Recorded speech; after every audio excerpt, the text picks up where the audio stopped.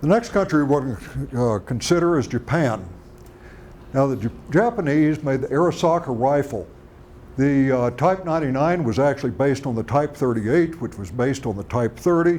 You get the impression it goes back to the 1890s. So these were gradual modifications of rifles. One of the big changes that they made was they increased the caliber because of their exploits in China in the 1930s from 6.5 to 7.7 millimeter. There were other countries that did that as well. Most of the countries that fought during World War II ended up with calibers between 29 and 31 caliber. It happened that the 7.7 was the machine gun round that they were using, so it was convenient to switch to that. This is one of the very first Type 99 rifles made. It's called the Type 99 long rifle. Now the long rifle was literally that. It was the same length as a Type 38. I'm 6 feet tall. You can see how high this rifle stands up on me. Then you take the bayonet and mount it, and now you have a really long rifle. Now you can imagine the average short Japanese soldier.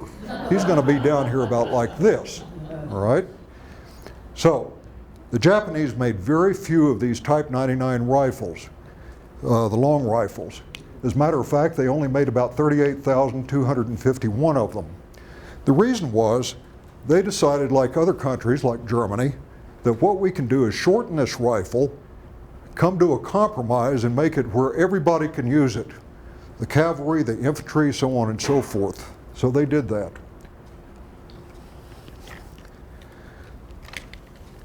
The Japanese were extremely innovative when it came to their designs.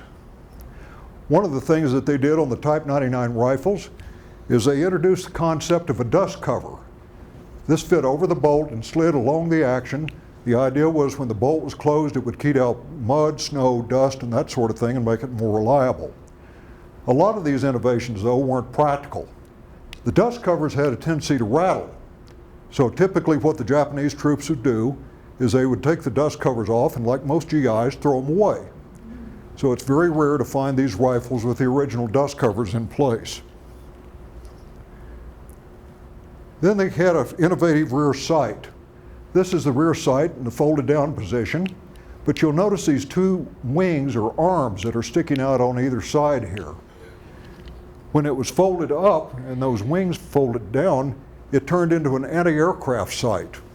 Now that was another really dubious type of development, because you can imagine a Japanese soldier trying to sight along this arm here, firing at a fast-moving low aircraft as it went by. That was dropped, incidentally, in 1944 because, like the Germans, they got a little bit pressed for time and materials. Another thing that they did is they introduced the concept of a monopod. Now, when fired from the prone position, the Japanese soldier could fold this monopod down like that and use it as a support. That, again, was dropped later on in the war. Not that practical. The one thing that the Japanese did that was eminently practical, though, and it's very difficult to see, but they chrome-plated the bores of their rifles. They were the first military nation to do that. What that did is it protected the bore in the harsh jungle environments that these firearms were used in. So most of the time you see a Japanese Arisaka rifle and they all have good bores, even though they were using corrosive ammunition in a humid climate. It wasn't because they cleaned them well. This is an example of the Type 99 rifle, and you can see the difference in length. Basically what they did is they just cut the barrel down. They added a full-length handguard, but this particular Type 99 rifle is not really a Type 99. Rather, it's a Type 2 paratrooper rifle. In 1943, the Japanese had paratroopers in both the Army and the Navy. They were looking for a rifle that could be easily jumped with. So, a rifle like that, is everybody that's parachuted on the military can tell you that's rather difficult to jump with. So what they did is they came up with a very good system of being able to actually take the rifle apart into two pieces very quickly. They did that with a quick disconnect sling,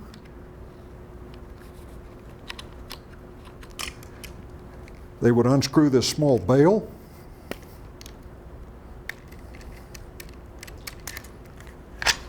Pull the rifle apart. That quick, that simple. Equally simple to put it together. It was a really effective system. I'm surprised it hadn't been used more in the West.